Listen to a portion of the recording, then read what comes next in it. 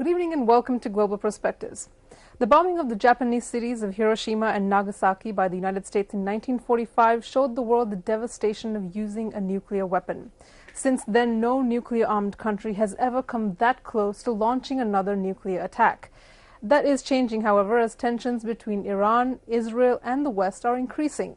Iran says its nuclear program is peaceful, but Western countries don't believe that's true. And both the United States and Israel have not ruled out military action against Iran to stop it from becoming a nuclear nation.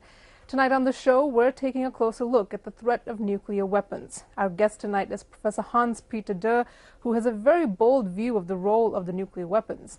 In his opinion, it is the United States that's a problem, even more so than Iran or North Korea.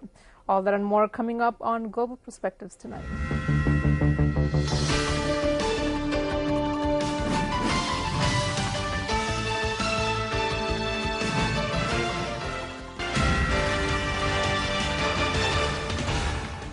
Since we're talking tonight about the threat of nuclear weapons, we thought we'd begin by taking a closer look at the last and only time that nuclear weapons were used and the impact that it had. Hundreds of thousands of people died and so many more suffered aggravating injuries. Could the world withstand another such attack? Let's take a look. The world's first and only nuclear weapons attack took place in 1945 when the United States dropped 2 nuclear bombs in Japan. In August, 2 bombs, named Little Boy and Fat Man, were dropped in the Japanese cities of Hiroshima and Nagasaki within 76 hours. The cities were reduced to rubble and the bombs destroyed anything and everything within a 1-mile radius. Experts say it has been difficult to assess exactly how many people died from the 2 bombs, but according to some estimates, about 66,000 are thought to have died in Hiroshima and about 39,000 in Nagasaki. Nearly 200,000 other Japanese civilians are thought to have been injured from the attacks. The repercussions of the 2 attacks made the international community realize the need for some control of these weapons. In the 1960s, a treaty called the Partial Test Ban Treaty banned the testing of nuclear weapons in the atmosphere, outer space and underwater. The Treaty on the Non-Proliferation of Nuclear Weapons was put in place to prevent nuclear weapons and related technology from spreading throughout the world. However, despite all the dangers and human risk, countries, even today, are seeking to become nations with nuclear weapons capability to establish their power within a region or within the global community. Our guest tonight is Professor Hans-Peter Dürr, who is an internationally renowned nuclear physicist and philosopher.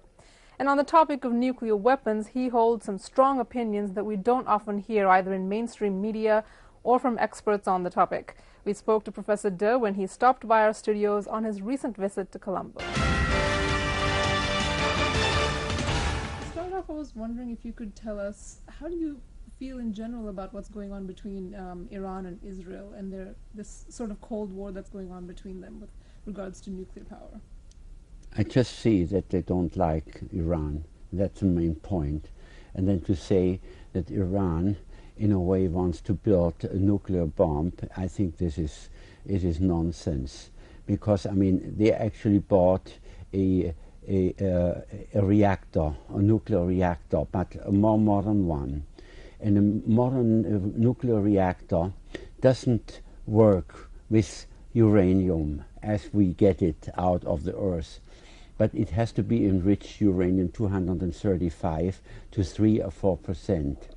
And in order to do that, you have to go through a certain process to get it. And they actually asked for France, you know, can you give it because you have uranium-235. But the Americans said, no, they're not allowed to give it to that. They say, all right, then we get it ourselves, right? And they probably didn't say it immediately that they do that. It is actually allowed because they have signed that they would not have a bomb, but the one who not building the bomb gets support from Vienna in order to build a reactor. And they probably said it a little bit not right because they were afraid that their reactor would be bombed like it was done in Iraq. You know, it's allowed, but they don't like people, and then they bomb even that. Anyway, to my mind, they just wanted to get the reactor going, and they said they have enough oil, why do they need something else? But there are other people who use the one and the other. And I don't understand why they say they're building the bombs and so on. And I would, if I would be would be there, I would say I just don't listen to them because everybody else can do it. But they don't say that if you run a reactor, then you need actually enriched uranium, because then everything which is going has that. And now comes a point, you know, that everybody believes to have a reactor, the energy reactor, is something very different than to have a bomb. And in a way, it's right. It is like that here, but you can use it.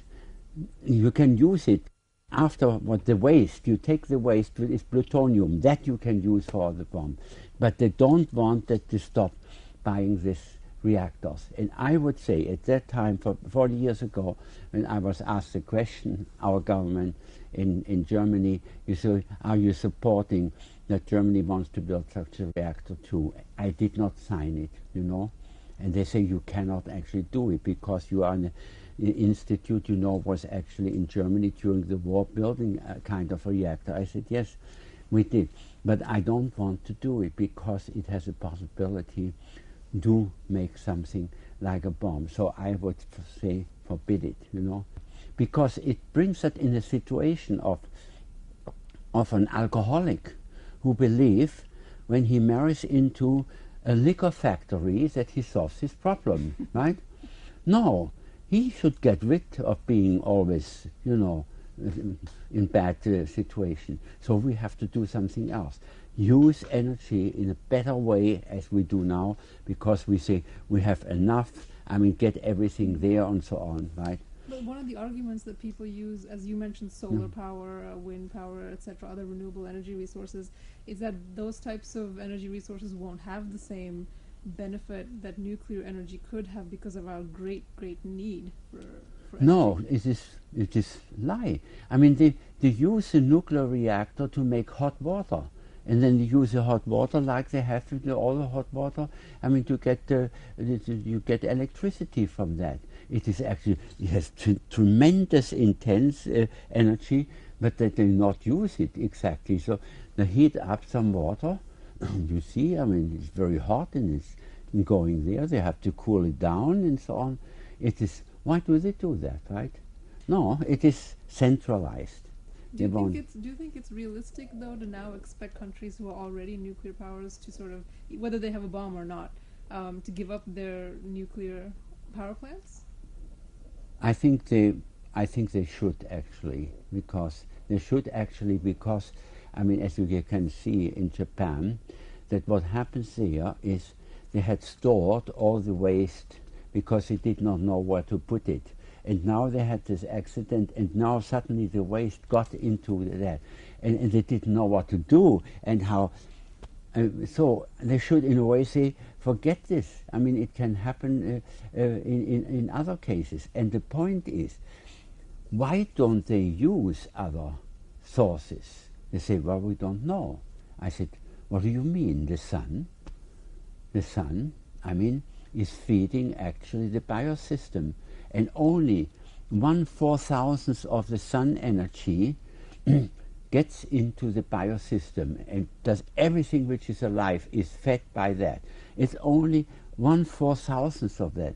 The rest I could use actually for something else, right? But they don't do it because they don't want that each one who has a house, they say, I don't need your electricity. I just go on the roof and get it down, and I can get it what I need. But you have to still do some research. It is not to catch the sunlight, but also to now how to say, to store it, because in the night it's not there. You know, there we have to solve a problem. How to make a storage? They say, well, it doesn't work. I said, have you tried it out? Yes, I guess somebody did try it out. I didn't try it out. They don't want to have it. They want something where you have a center and everybody has to buy from them. From them. And so I'm upset about it, that they have this other kind of thing and say this is a bad country and so on. Bad country is more that they want to sell the fossil fuels more to the east. To the east and to the west, and they don't want that they get the dollars and it has to be paid by dollars, but by something else. Say, no, we have to prevent that. That is in the background of it.